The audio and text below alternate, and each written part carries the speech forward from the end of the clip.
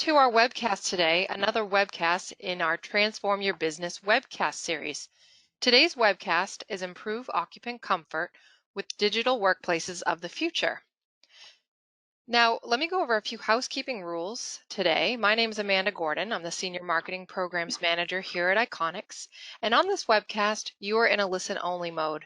That means if you have any questions, you'll want to type them into the GoToWebinar panel question section, and we'll answer those at the end of the webcast.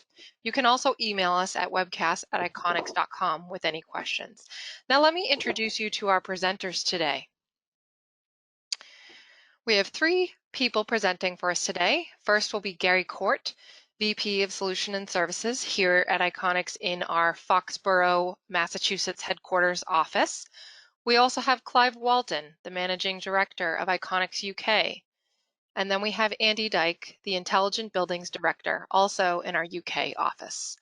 And with that, we'll turn things over to Gary to get us started.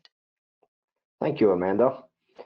Okay, to start off today, I'm going to give you a very brief update or overview of Iconics, and then we'll get into the presentation content. Iconics, we have been a provider of automation and analytics software for almost 35 years now. We are a global company. We work through almost 400 partners around the world. We're a Microsoft Gold partner and work very closely with Microsoft.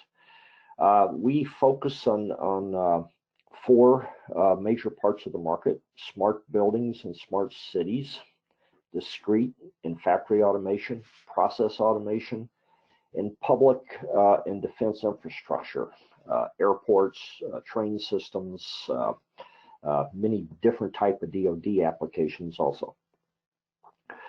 Just showing in some of these vertical markets that make up these different major areas.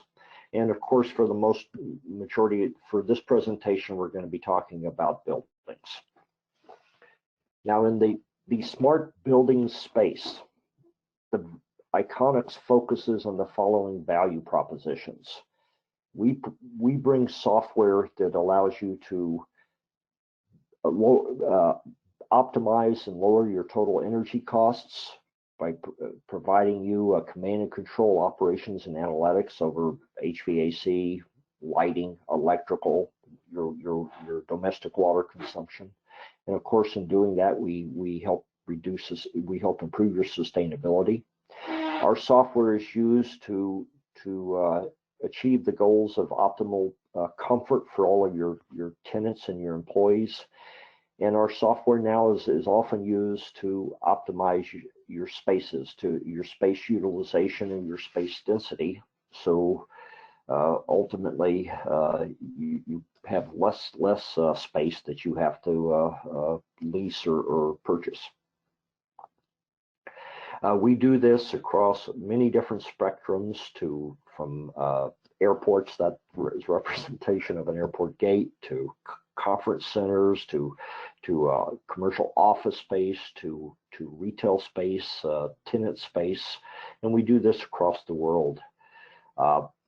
The applications that our software is being used to implement, once again, energy management, centralized and distributed building operation across huge portfolios and campuses, predictive analytics, integrating in all of the parking, the space utilization, all of the different components of the building, and then now being used to provide navigation, meeting, and workspace management.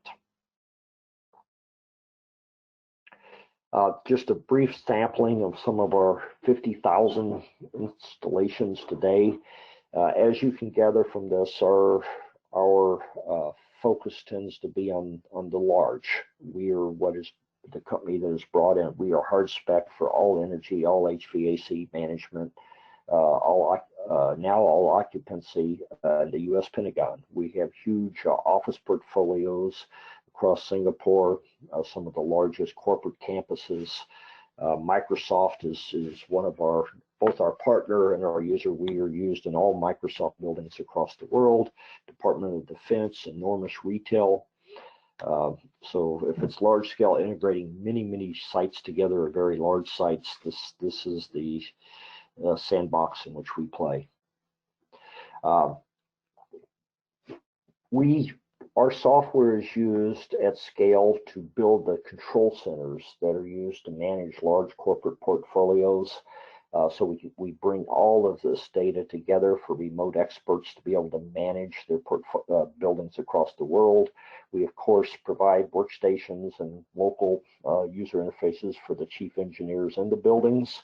And toward the latter part of our presentation, we're going to be showing some of our tenant engagement apps that our team will be presenting, operating from a phone or tablet. In order to accomplish this, we have to interface to everything in your buildings and do that with the least invasiveness as possible. Iconics built into our platform is the highest level of compliance for most of the industry standards. All of the typical building standards, Modbus, BACnet, we can talk directly to. We are fully delivering projects around the world now, acquiring data via MQTT and AMQP, known as the IoT protocols. Web services, we have Kafka feeds coming into us, bringing us data. Any combination of these, most important is adopting to what you already have in place to help you achieve this at the lowest possible cost. And through those protocols, all of your BMS systems, your metering systems, your PLCs, if you have chiller plants and so forth, we have jobs now where we're interfacing into some of the new sensor services that are coming to market, where you don't have direct access to your sensor. You buy a web service, cloud service from them to access this data. We have those integrated on multiple sites. Bringing all of this data in, all of the building systems, what Iconics brings to market is the Iconics Building Operating Platform, the BOP. That is our overall software platform. That the Iconics solution can be installed on premise on your servers. It can be installed in your corporate data center. It can be installed in the cloud, and any combination of the above. We have edge devices where they can run on site and move the data into the cloud. We have sites where we're doing on-premise installations with backup redundancy into the Azure cloud. So any hybrid combination that best fits your business. And from that platform, we have all of the monitoring and data analysis applications that we furnish to run on top of that. A little bit more detail of the platform, and I want to hit some of the key components here. Built into our software stack, our platform is alarm management, data historian, AssetWorks, which is our digital twin technology. Those two combine for all your assets, your HVAC equipment, your desktops, your spaces. With that, we keep the current state in continuous compressed historical state for everything happening within the asset. A workflow engine to do automated workflow across your site. Analytics BI is our business intelligence engine that data models your data, that I'll spend some more time on and show examples. And then very important, to do this at scale, you need applications that can automatically load balance across multiple servers and services. And a lot of what we do is we do a lot of very mission critical sites where redundancy is important. By bringing all that data together, we provide mechanisms, we provide the ability to central manage, and very important to centralize and disseminate your expertise. Very few companies can afford today to put a master's degree mechanical engineer in every building. You have a limited number of experts that you need to help you best operate buildings across your portfolio. You have to bring that data all into a center for them. This is a large campus operating center.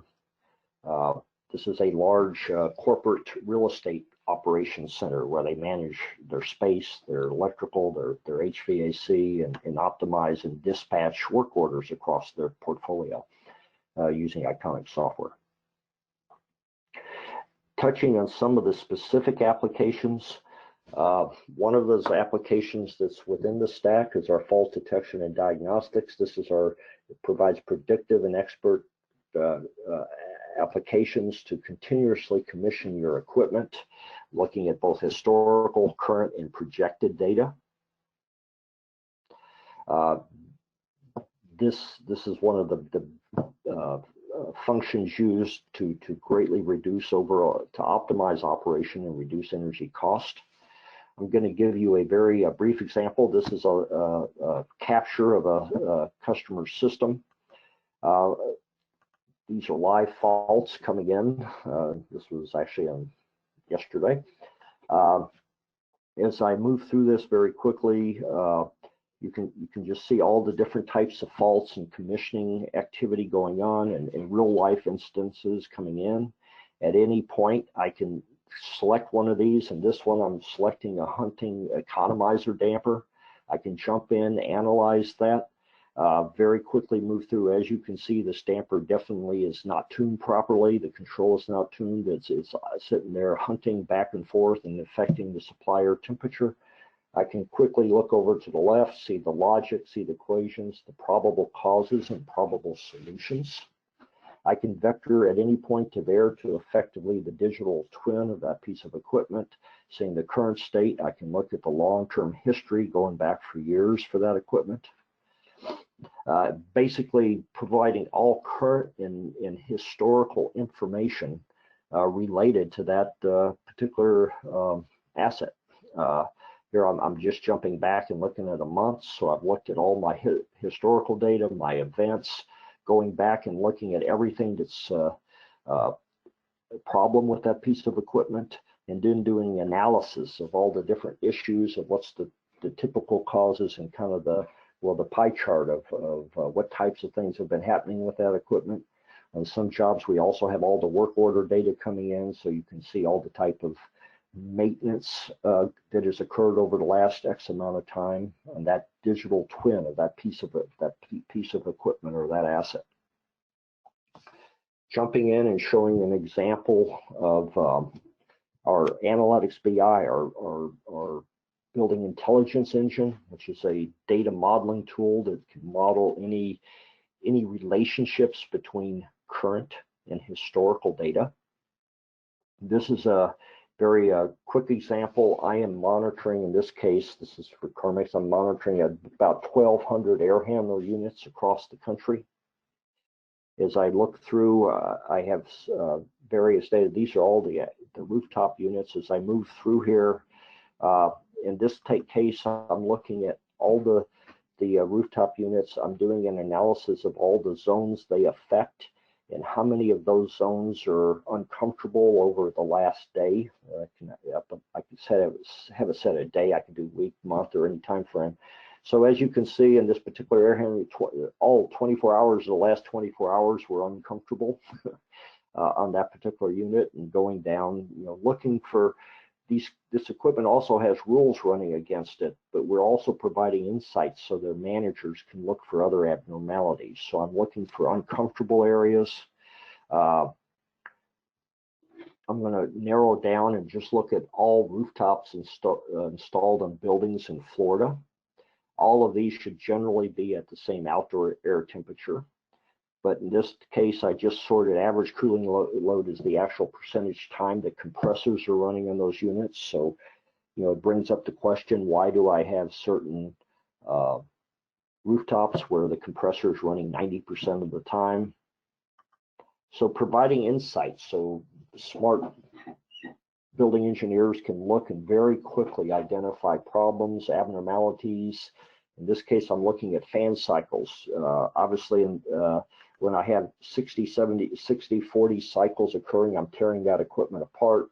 Somebody probably has the deadband set too low on the thermostat, or the thermostat is too close to the exhaust, to the output.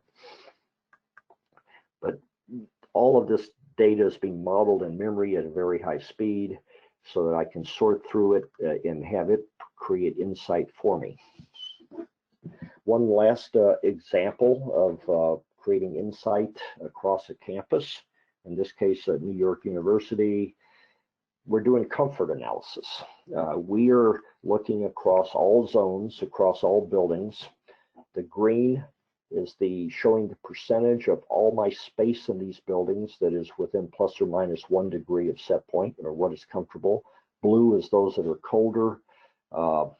Red is those that are hotter. So I'm looking, and not doing terrible, but I could be doing better. If you go through here and look, at any point 61, 70, only 60% of my rooms are comfortable.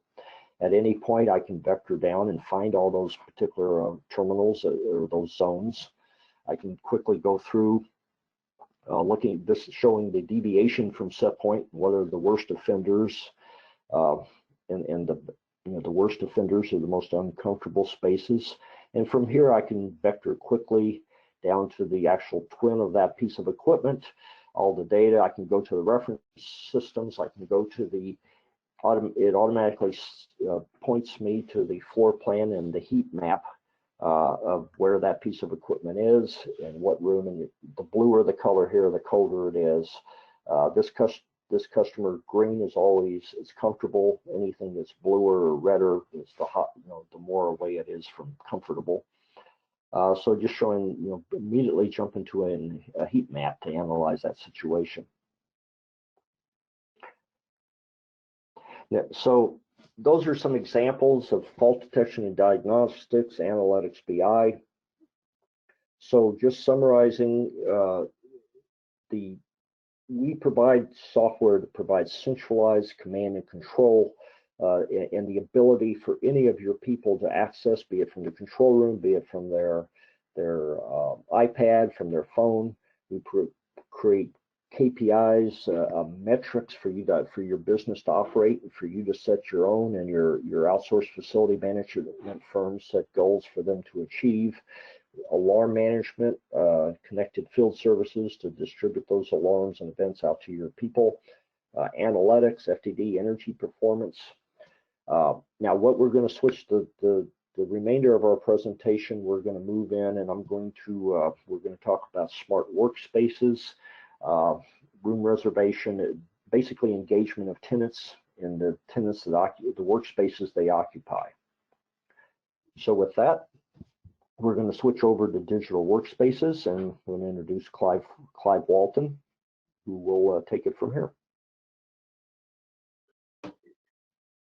Well, thank you very much, Gary, and I'm delighted to join this session this afternoon, and I'm so pleased to see so many join us today. This is a really exciting topic for solutions for Iconics. Having been at Iconics for over 30 years, the emergence of intelligent buildings and the type of opportunity that this presents to us is phenomenal. When we talk about intelligent buildings, we're talking about not just commercial real estate. We're talking about all different types of facility and buildings, and the whole essence that there is in an intelligent or a smart space is to connect those different subsystems that are flowing through that built environment and bringing it back into a common platform that allows us to be able to drive benefits and actionable insights and supporting change to those organizations to drive value and benefit, not just to the organization itself, but to the users of that space.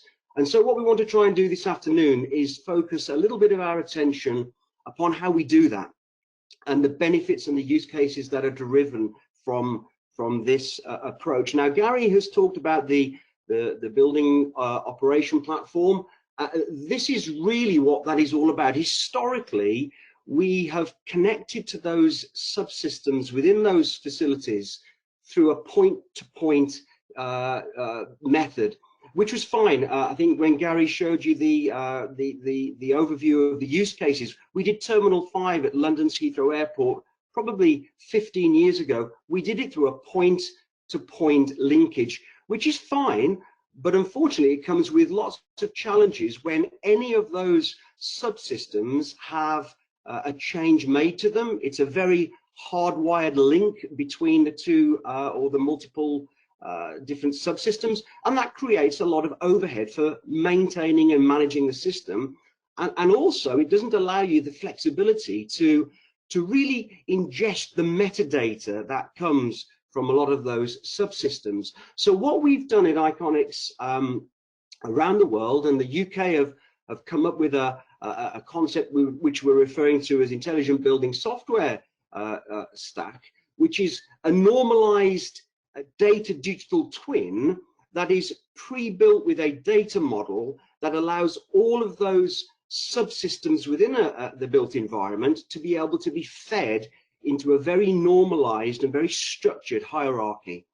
And that's the key element of driving intelligence in a building. Is only as good as the data sources you have, and that might mean that we're connecting to legacy systems, not ripping and replacing. It might mean that we might need to install additional IoT sensors to enhance the types of use case and experience we want to generate from the platform. But the whole aspect is you need to firstly agree what you want to drive by way of the use case outputs before you can decide what subsystems you need to connect to. And this is where the data digital twin piece really comes into its own.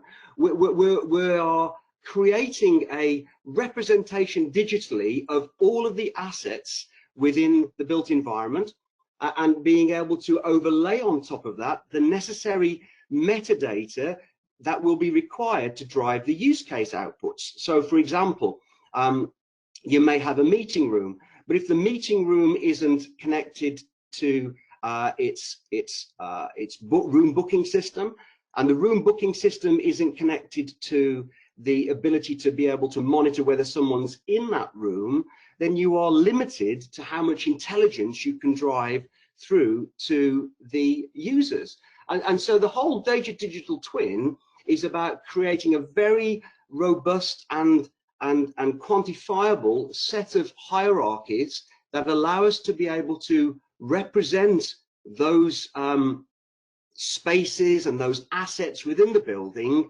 to be able to drive the intelligence. Here's a little infographic that kind of gives an overview of this. You've got a room 1501, and inside of that we are mapping in the data digital twin all of the relevance to that space, to the assets, the fan call units, the lighting, the tables, the occupancy sensors. They're all being merged back into the data digital twin in the Iconics intelligent building platform stack to be able to drive those outputs. And we're going to show you some real world examples of this as we go through into the presentation in a few moments with Andy. But this slide is really important. There are lots of different outputs that the platform can provide. Some of them are user experience and productivity based. Some are around operational excellence, and others are going to be there for management insights. So user experience is, I'm a tenant within the building, I'm an employee within my office. I actually want productivity tools to help me find a meeting room, locate I don't know, a coffee machine or a printer or a fax, being able to have a better experience and user interaction with the comfort of the space that I'm residing in. All of those things, those outputs, are only possible if the data for those subsystems are available to the platform. So we're seeing in the market lots of companies talking about app development, but don't actually have a back end, a platform, that BOP, you know, the operating platform that Gary's spoken of, to be able to leverage that data easily. And that's really what Iconics is focusing on. Operational excellence would be probably more down to do with how the building is performing, and Gary showed you some lovely examples of that. And management insights would be more in line with, how is that space being utilized? Are my meeting rooms really being utilized at a level that I want? Are there certain spaces that are being used more than others, and the staff are gravitating towards one area rather than another? And all of those insights, those data-driven outcomes, are all the things that the intelligent building platform provides. It allows us to do mobile user apps, to stand up those apps on top of the platform, kiosks within receptions areas, or maybe on by the side of lift elevators, where you're coming out. You then want to find a room or find the space that you're looking for, find a colleague. In building signage, to be able to be notified of events and things taking place, and in-room digital control panels, which we're going to show you in a minute. So all of those are the use case outcomes that are so easy for us to stand up on top of the platform once the platform has been installed. Typical architecture for this, as you can see, we've got the ability to, as Gary talked about, all of that strong inbuilt connectivity to the Iconics standard platform that we have. It's all there. You can do it on-prem, on the edge. We can feed the relevant data up into the IBS cloud platform. That gives us that very linear and scalable experience to go not just from a single building, but also to many buildings across the global campus. So it's a really exciting topic. We are really thrilled to be leading the way. We've done many projects of high intelligence, from global financial institutions, corporate headquarters, to co-working spaces similar to WeWork. We've done a bunch of offices in London for Fora Space, and allowing that flexible working space from a company that really need to drive benefit from seeing how their spaces are utilized. And even recently, with Deloitte's ability to be able to, in their London headquarters, 1 New Street Square, to track people through the building. And just think about that in the light of what we're facing with COVID-19. Wouldn't it be great to be able to see if there was a repetition of what we've experienced in this year, that we wanted to track? Where had people been? Who had they collaborated with? What parts of the building had they visited if a diagnosis was found? And we could clean those spaces, we could isolate and ring fence those colleagues and those workers that they'd come into contact with. So just setting it at the high level, that's really what we wanted to talk about and show. So we're going to go a little bit deeper into the platform now. I'm going to hand over to Andy to talk about some of those outcomes of the digital workspace and the benefits that it gives to the tenants working in that space. Over to you, Andy.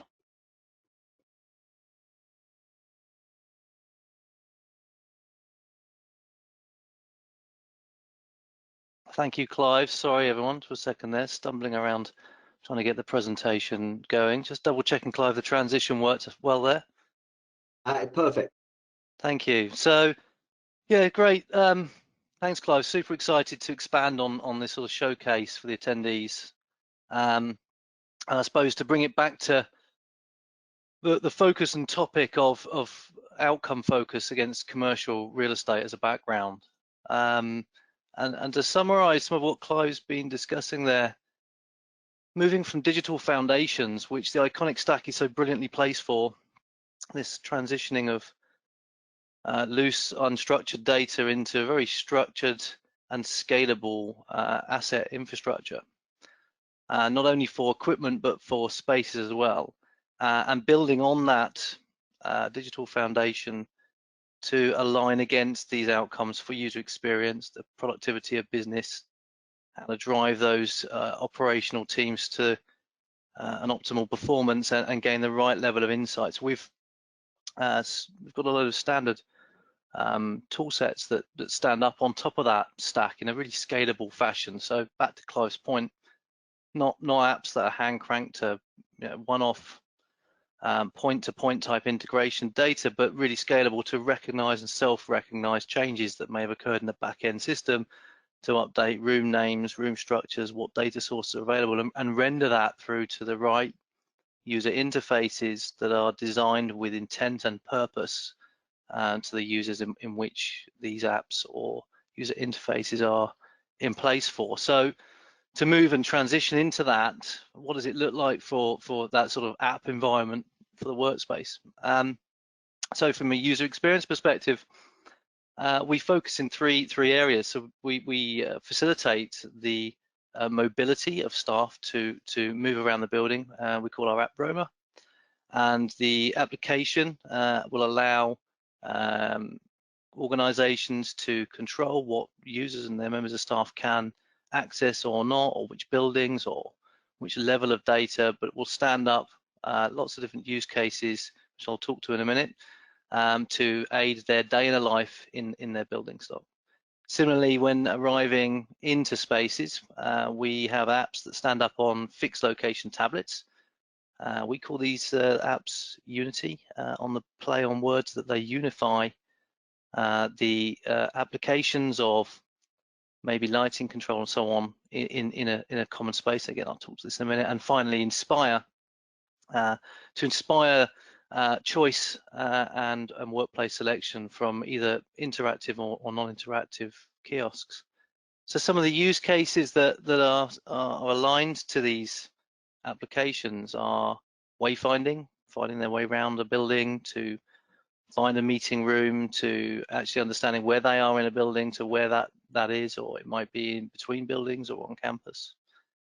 To reserve space, to find desks, finding desks by the metadata of the desk. It might be they want to find a height adjustable desk, or they might have a preference over a certain type of room that they're looking for, to be able to search for that metadata cleanly in one app, not only for desks, but for the room booking and all spaces, we should add. Amenity information, so understanding what's in the building from a wayfinding perspective. So what's actually here. So so many staff wanting to get more engaged with the building from a more playful aspect in terms of what catering facilities do we have? What's the gymnasium? How busy is the gym? When does the gym get busy? What's the bike parking spaces? Where do I go to where's my car parking facilities, and so on and so on, and having that information all within that unified interface with dynamic information. It's not just serving up public announcements as such. It's serving up dynamic information that would tell someone what the patterns are of availability, or the gym is busy on a Friday afternoon, and give them real-time information as well. Also finding colleagues. So a lot of our clients are moving to agile working to really sweat hard their real estate space. As people move around building and have that agility to choose where they want to work, come the complexities of finding colleagues. So providing that ability to group and team people together within those agile workspaces. We have the facility within these apps to do colleague finding, and of course the million-dollar question around data privacy always crops up on this subject area. So to head that off, we have a number of wayfinding engines that run, and our clients are able to condition those wayfinding engines to align to their GDPR policies or compliance. And that wayfinding engine not only handles data privacy, but is also handling probability of accuracy of data. So it's blending sources of information from things like access control, room booking, maybe indoor positioning off of mobile devices to Bluetooth beaconing, blending that data together, running it through the rules engine to confirm the user's location or probability of user's location for the purpose of colleague finding. Productivity scheduling. If we know that you have a meeting in meeting room 1 and your next meeting's in meeting room 10, and there's 10 minutes or 20 minutes between it, and you want to just touch down somewhere to open your laptop to catch up on emails, we integrate to Office 365. We can spot the gaps between meetings. We know where someone is, and we know where those meetings are in the building, and we make recommendations to say, hey, do you want a touchdown desk? It's in this location. It's right by your meeting rooms. So to really push the productivity for the staff within the building. Excuse me, just taking a sip of water there.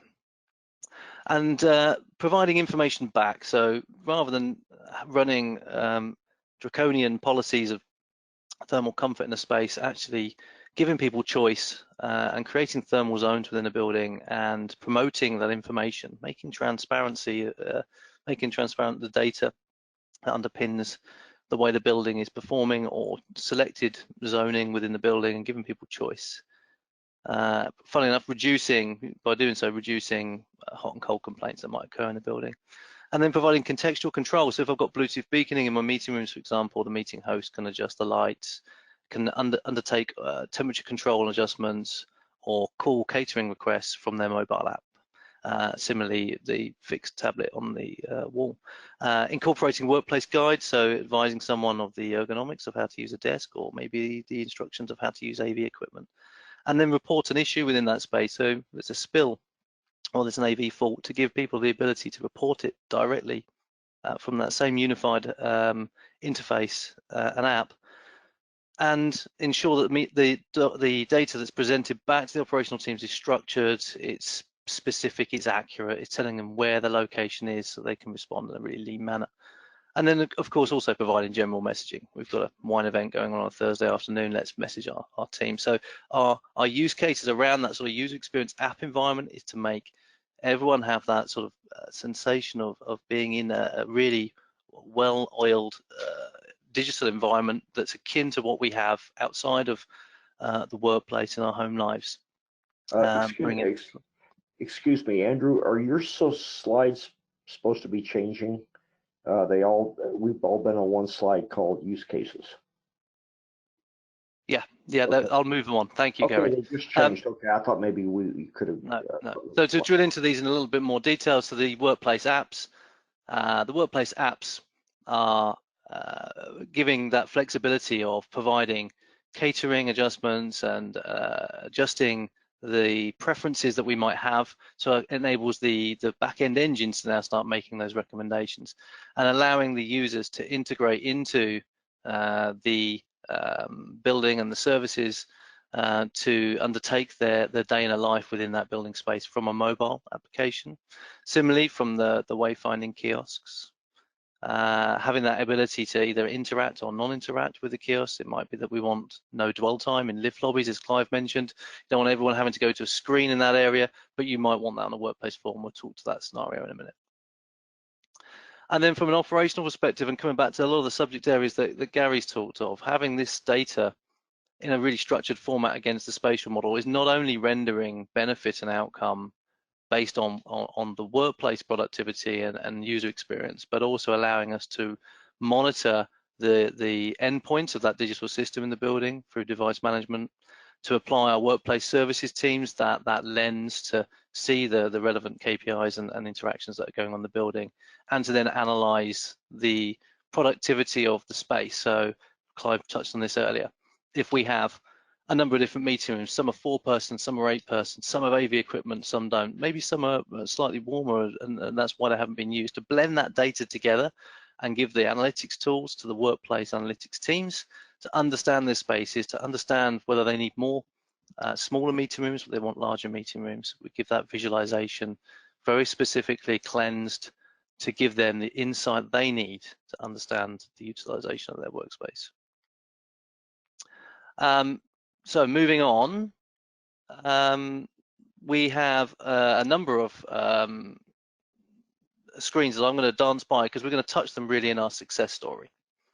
So Deloitte 1 New Street Square is a building in London, part of a campus, and the client, Deloitte, when planning this space, set out clear objectives for digital transformation. They wanted to achieve real estate optimization. They wanted to address and make lean business productivity, and they wanted to give operational efficiencies to the way that they were running the building. Their starting point was that 45% of their offices and 30% of their desks have been identified as underutilized in older building stock and achieved through point-in-time surveys. As such, they were seeking to fit 5,500 people into just 3,500 workspaces in this building.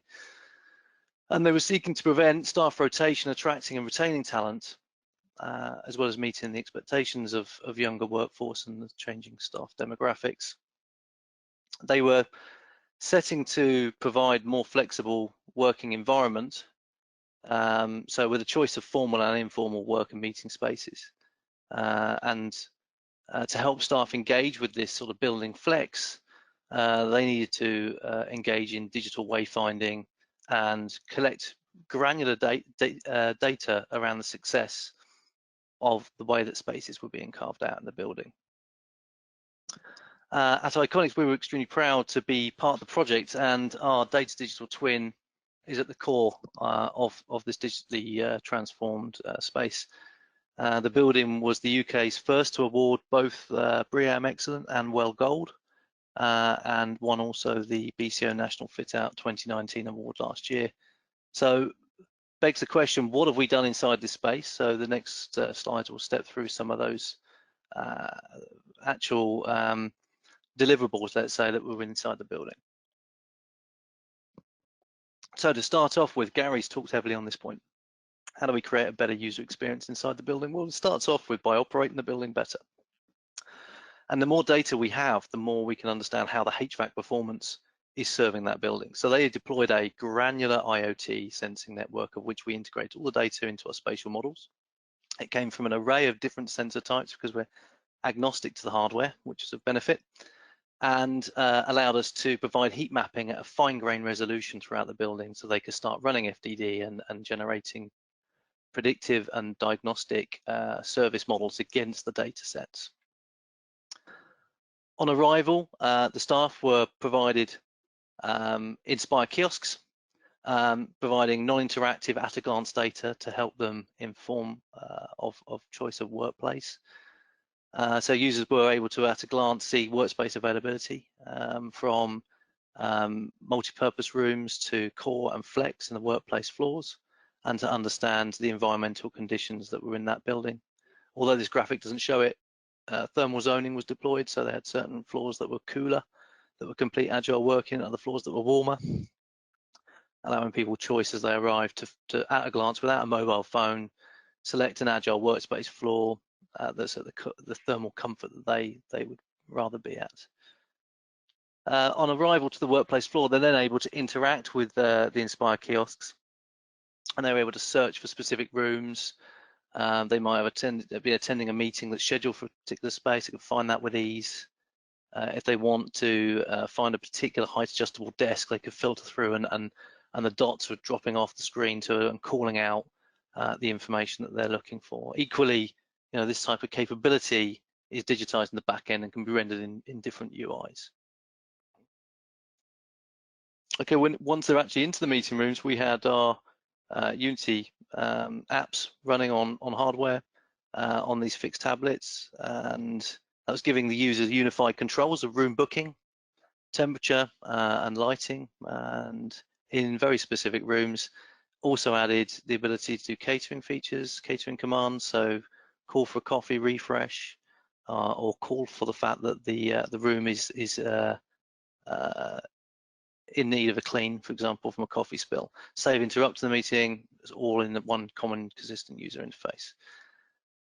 The mobile applications, of course, are feeding off that same data set. So with the structured data in the back end, as we keep coming back to, we're able to stand up these applications on top of that data set really easily and scalable, and they've got in their roadmap as they digitize further across their portfolio in the campus, the ability to attach applications straight on top of it to provide that sort of contextual information and personalize some of the wayfinding experiences inside the building.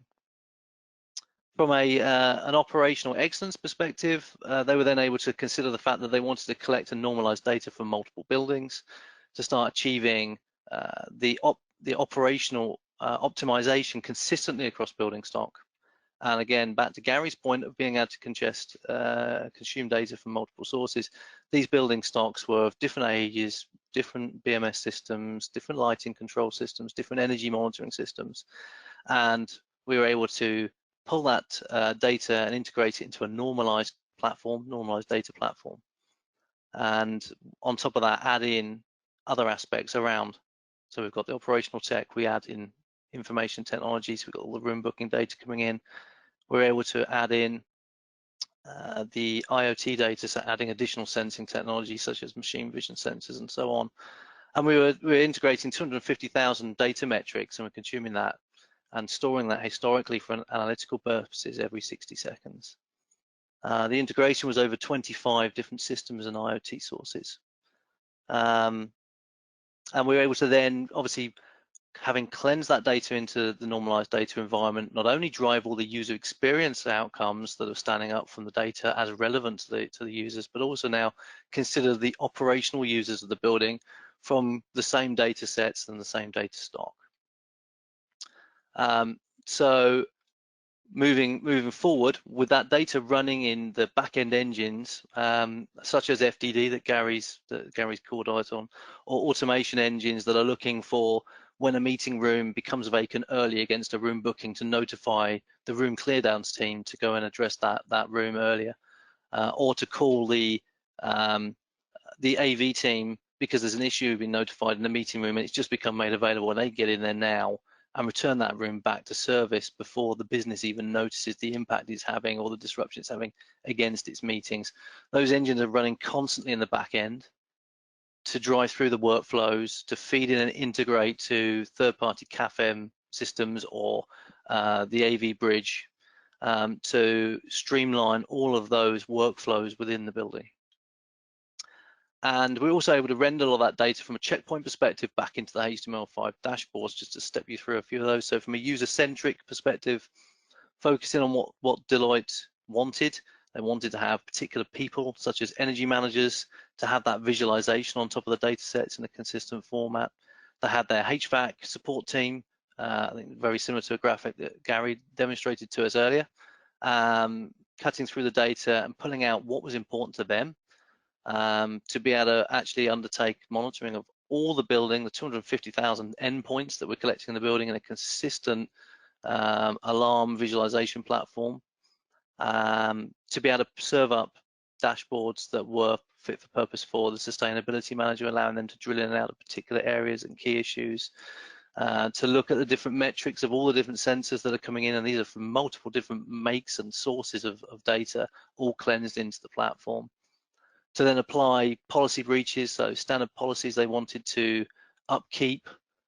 They were able to look at those policy breaches and really drill into the events that were occurring in the building, which mattered.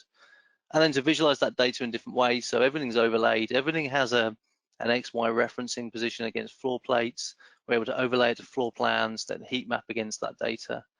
And we can track and manage every endpoint against its positioning in the building, making it easy to maintain the estate of IoT, and against the power of scalability of going down a data digital twin approach rather than just endpoint configurations. All these devices are overlaid by the metadata of their objects rather than being positioned on a graphic.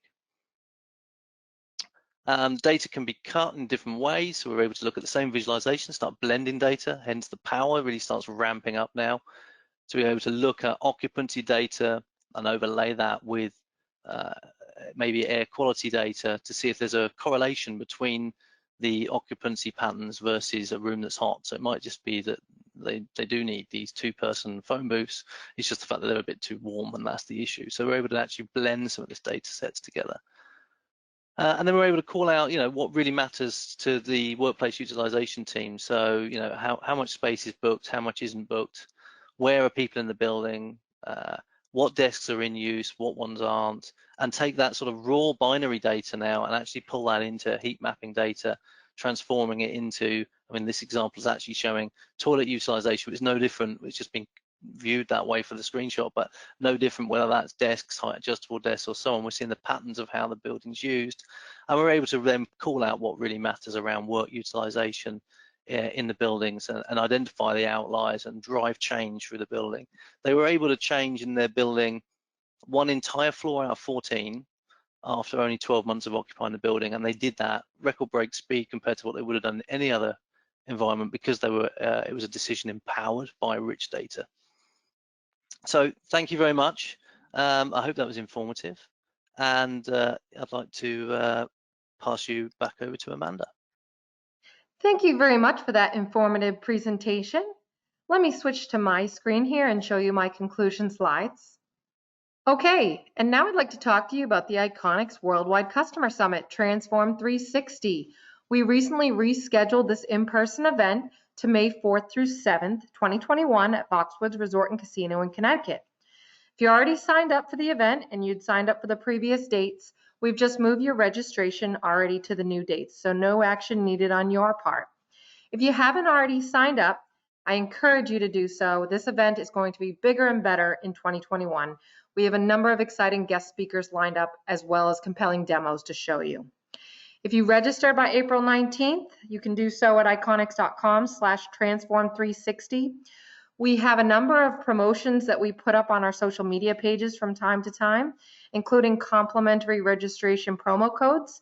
So I encourage you to follow us on social so you can see those and sign up. I really hope to see you all there at this live in-person event. I'd also like to share with you a number of on-demand webcast recordings that we have available at iconics.com/webcast. If you've enjoyed today's webcast, you can see the other topics that we have covered this year. And not only do we have these North American webcasts, but we also have a number of international versions as well. And with that, what I'm going to do is I'm going to leave the slide up here so that while I'm taking the questions, you can see contact information for our presenters, as well as our solutions sales specialists in our North American and international offices. So with that, I'm going to pull up our questions here. I've had, like I said, a number come in. Let's kick things off with Gary. The first question I have is for you. Can you tunnel into the building and program a controller remotely securely? I'm going to unmute you, Gary, so you can answer that. Go ahead. Gary, can you unmute yourself so you can answer this question? I don't know if you can hear me. If not, yep, there okay, you go. Okay. Yes. So almost we always are able to tunnel into the various devices and sensors and control devices and get the information, monitor the information, and in almost all cases, if a customer wants it, we can command, change set points, and so forth. We cannot actually reprogram the devices. That's typically proprietary to the vendor, unless they support programming via the web, in which case we can launch a URL into that device, and we have done that on various occasions to so the user can change the programs from our screen. Okay, thank you, Gary. And this next question, I'm going to have each of you answer it in order of who presented. So it's a good question. It's what does the pandemic change for smart building systems? And so I'd like to start with Gary to give a little input on your thoughts on that. Very, very interesting question, and obviously personal opinion, and we don't know where this is going to end, but I think one thing that must be happening to all corporations is they're forced now and are seeing how well they can work remotely and how their businesses and their operations can continue to perform when people are working remotely. So I believe there's going to be a great increase in the amount of flex space and probably the lessening of the number of people required to drive in every day to a particular high rise. So the efficiency, the management of all that flexible space, I believe, is going to become much more important. Okay, thanks, Gary. I don't know if you heard me, Clive. Would you mind commenting on that as well? No, I think Gary's absolutely spot on. I think that's going to be one of the challenges placed on businesses to have that real-time information of exactly how their spaces are being utilized. If there is to be more remote working from home going forward, then obviously reduction in real estate capacity is called for, and how that space is being utilized is going to be critical. I also use the example of Deloitte. If you've got the ability within the buildings to be able to see where people have been, then that could be priceless in terms of reacting to the challenges we've seen. Okay, thanks, Clive. Andy, do you have anything to add to that? Just minor. So yeah, obviously, I think it's going to be interesting to see how it relaxes some of data privacy legislation maybe that's out there. The needs to track where people go in buildings, in workspaces, could be of far greater significance and recognised in that way moving forward. I think also to add to the point of Gary made around the stress change of how the dynamics working from home versus in the office, and the impact that will have on flex space. Within the approach we've taken with apps, the idea is that the experience starts from outside of the building. So the experience is part of the company. It's not about one building, it's about all buildings. And I think that's going to become more and more in play as again, to Gary's point of personal observation here, but I think companies may well end up adapting a more flexible approach off the back of this, something they may not have tried if they weren't forced through it, but are now witnessing what can be achieved in these type of scenarios. Okay, thank you, Andy. Next question I'm going to give to Clive. Can we offer this kind of BMS solutions to data center building? How can we minimize data loss while changeover system and redundancy configuration? Well, that's a good question. I see no reason why we can't adapt the platform to the specifics of a data center. Depending on the level of communication you have to those subsystems within that data center, in order to maintain and preserve the uptime, you wouldn't really want to switch off the legacy system until you had proven and fully commissioned the new Iconics platform. I see no reason why that can't be achieved, but it would be dependent upon the infrastructure and the control equipment that we're connecting to be able to support comms to the old system as well as the Iconics new one being plumbed in. But I say I don't think that would be a problem. A good question. If you want to reach out to me later online, I'm happy to take that further. Okay, thanks, Clive. Next question I'm going to give to Gary. Are you able to control equipment via building management systems? Yes, we are. I mean, in many cases, we are the command and control system. The controllers out there might be from Johnson or Siemens or so forth, but the operators operate all of those systems from our dashboards. Okay, thank you very much, Gary. And with that, we're coming up on an hour here, so I'm going to wrap things up. Thank you, everyone, for joining us today. We hope to see you on a future webcast. Thank you to our presenters today, Gary, Clive, and Andrew.